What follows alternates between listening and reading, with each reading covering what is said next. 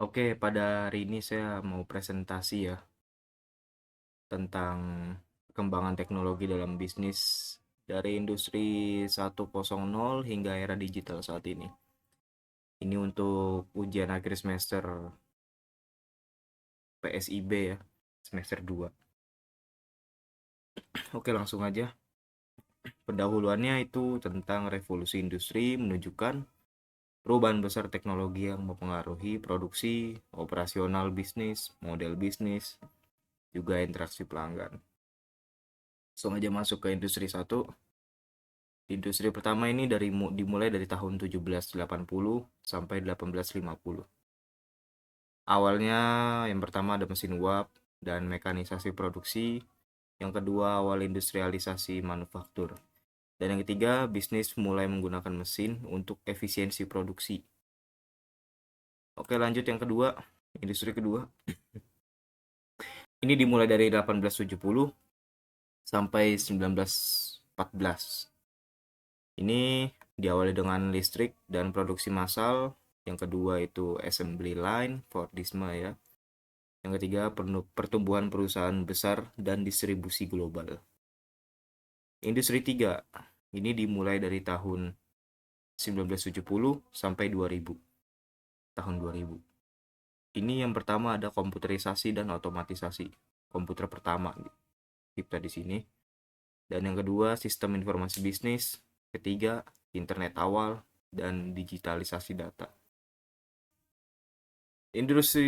Masuk ke industri keempat dari tahun 2000 sampai sekarang. Yang pertama ada AI, big data, cloud computing, dan yang kedua digital transformation business.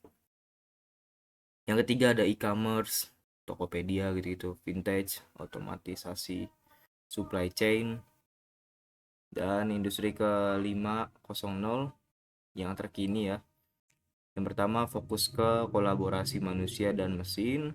Dua, fokus human centric dan sustainability. Dan yang ketiga, personalisasi produk dan layanan. Dampak teknologi pada bisnis. Yang pertama, efisiensi operasional meningkat, bisa lebih murah, bisa juga lebih cepat. Yang jelas efisiensinya meningkat. Dan yang kedua, model bisnis digital baru. Jadi yang lama itu sudah tergantikan ya dengan yang baru karena mungkin bisa lebih efisien. Tadi nomor satu.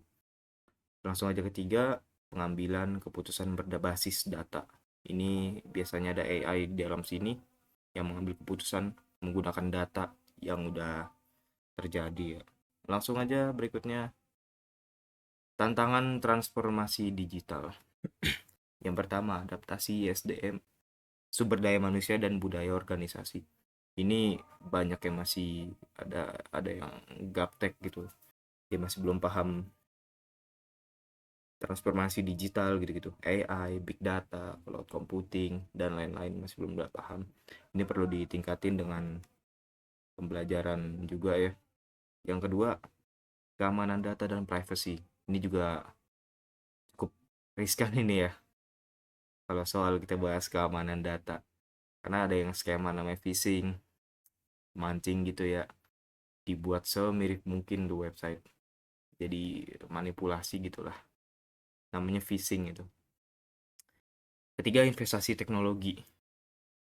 Oke, langsung aja yang berikut kesimpulannya.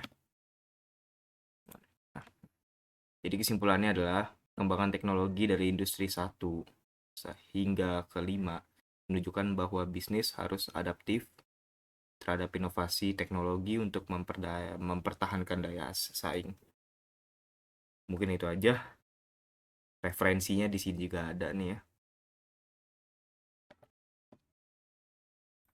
Oke, terima kasih.